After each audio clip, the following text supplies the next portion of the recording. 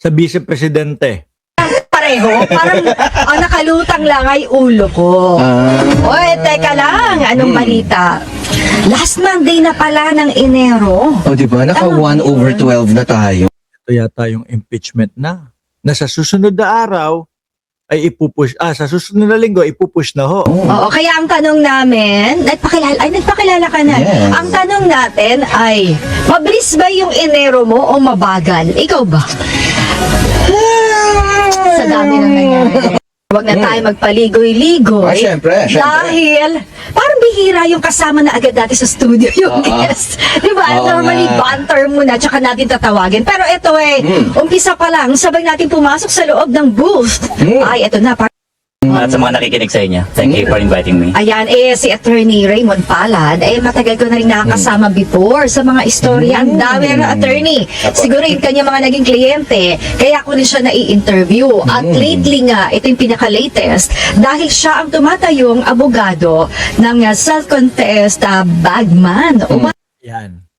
Si Madriaga. Alam niyo ho, mga boss chief amo sir, kung yun pong impeachment kay Vice Presidente nung nakaraang taon ay hindi nasagot o walang nasagot ni isa doon sa sinasabi o issue sa kanya.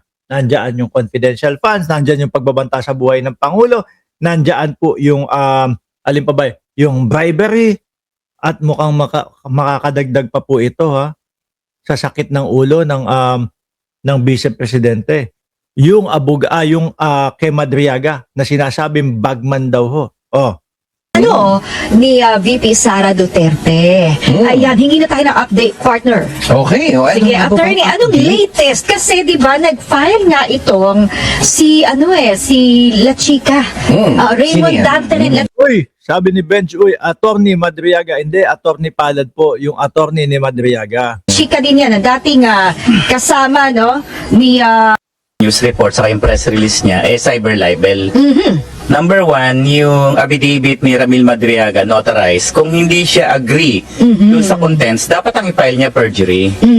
Kasi there's no way na makakapag-post si Ramil Madriaga ng mga libelous article inside the jail dahil wala naman siyang cellphone. So technically, Yeah, ang cyber libel kasi higher form, no? Ng libel na nag-post at siyang author. Since notarized online. to, sabi nga ng iba, dapat perjury if you do not agree.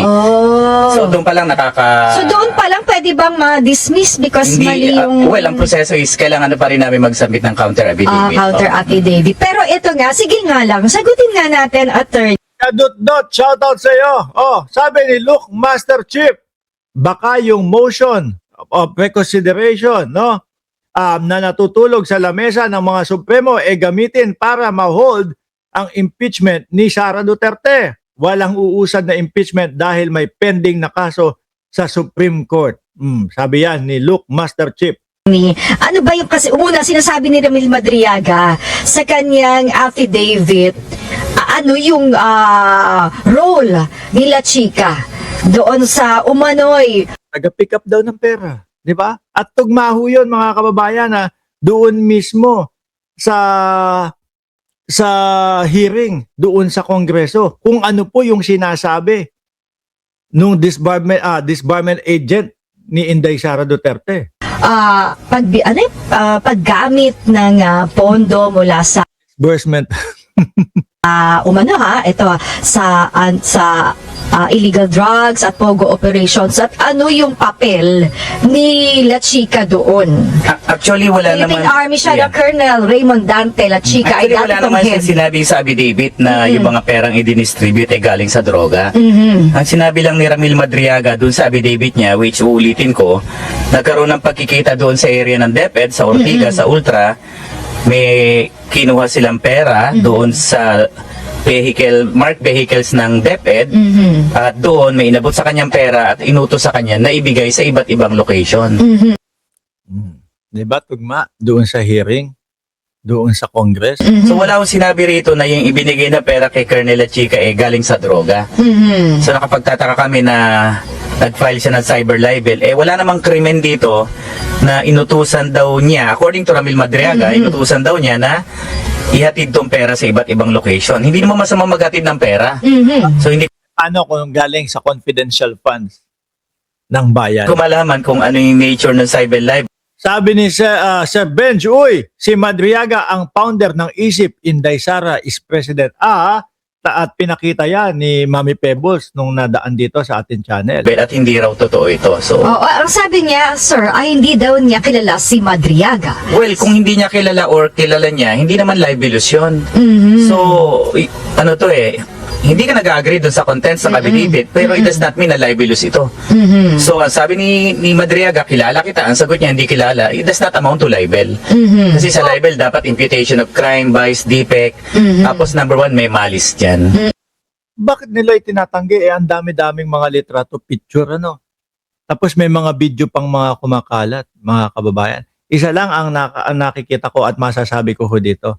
Yung Madriaga ay dadagdag sa sakit ng ulo ng Vice Presidente pagsapit po ng Pebrero 6. Ngayon mga bossing. Boss Joel, January 26 po kahapon. Due date ni Boss Joel, January 26. Mukhang wala pa din. Ngayon mga kababayan, nasaan ba tayo dito? Ano ba to? Thereby serving as proof that the president. Ma'am, good morning po. Can we get Malacanang's reaction to the third impeachment complaint against PBBM being based on Kong Toby Chanco's statement that PBBM castigated Kong Martin and Zaldico back in November 2024 for taking public fund? Ito yung impeachment. Nako. Wala naman din yung kapupuntahan to. Wala naman din pong kaaanuhan nito. Kakarating Unang-una mga kababayan, wala naman silang mga ipakitang ebidensya versus kay Pangulong Bongbong Marcos versus dito kay Congressman Martin Romualdez. Wala ito, mga bossing. Thereby Ang mas malinaw yung si Vice Presidente. Sandamakmak po ang issue at sandamakmak po ang ebidensya laban po doon. serving as proof that the president knew what was happening. Ang exact words po ni Kong Toby ay, Martin, kayo ni Zaldi, ilang bahay pa ba gusto niyo sa Forbes Park? Gaano karaming helicopter at eroplano ang kailangan niyo? At gaano karaming caviar ang kaya niyong kainin? Your comment po. Wala pong naibibigay sa ating anumang mensahe ang Pangulo patungkol sa sinasabing pag-uusap nila ni Congressman Toby Tiangco. Pero noon pa man, alam na natin na ang Pangulo ay tutol sa korupsyon. Kaya nga po nagsimula ang pag-iimbestiga dahil naramdaman niya at nakikita niya kung paano ba inabuso ang pondo ng bayan. Mga boss chief mo sir, January 27 na, malapit na tayong hindi maging busy o matapos yung ating project na gym na ginagawa. Pebrero 1 balik na tayo sa talagang oras natin sa mga pagbablogs. Aabot na ulit tayo 1 oras at kalahati sa ating mga live.